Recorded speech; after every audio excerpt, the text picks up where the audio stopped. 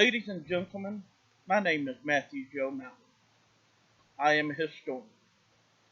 More so, I'm a living historian. It is my duty to preserve and promote a pivotal part of our nation's history, the War of 1861. In doing so, I portray both sides of the conflict, the Union and the Confederacy. You cannot preserve the history of one side without preserving the history of the other. You cannot preserve the history of the Union without preserving the history of the Confederacy. What happened in New Orleans and what continues to happen in that once great city, as well as across our nation, is appalling. These monuments stand as a means to preserve and promote history, our history. From the grandest monument etched on the side of mountains to words carved on a stone slab, silently guarding over the bones of our ancestors, every monument is a testament to the history that laid the very foundation of which we stand here today. To tear down these statues is to tear down the memory of those that came before us. It is betraying our own past. It is spitting on the graves of our fathers, our grandfathers, of men and women that built this nation and paved the path of which we travel today.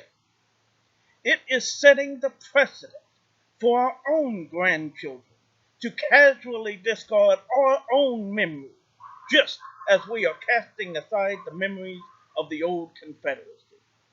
By tearing down these stones, we too tear down our own stones. We topple the testament to our own achievements, to our own accomplishments.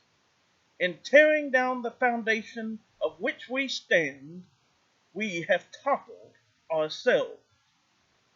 I make no attempt to persuade anyone to blindly accept the cause of which these statues represent, nor do I make any attempt to convince anyone to take these causes as their own. The causes of which they fought are as numerous as the tombstones that cover their graves or the monuments erected in their honor. We do not have to agree with what cause they fought, but we must nevertheless protect and preserve their history. I am asking you, no, pleading, that you do not tear down their memories, that you do not betray those that came before you. Do not remove the testaments to their story, and therefore leave no story to be told. No story to inspire future generations, and no story to pass on the memory of those we loved.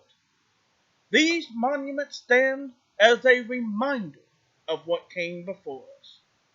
They stand as a means by which we can ask questions, that we can learn more, that by learning where they came from, we can better understand how we got where we are and be inspired to go even further.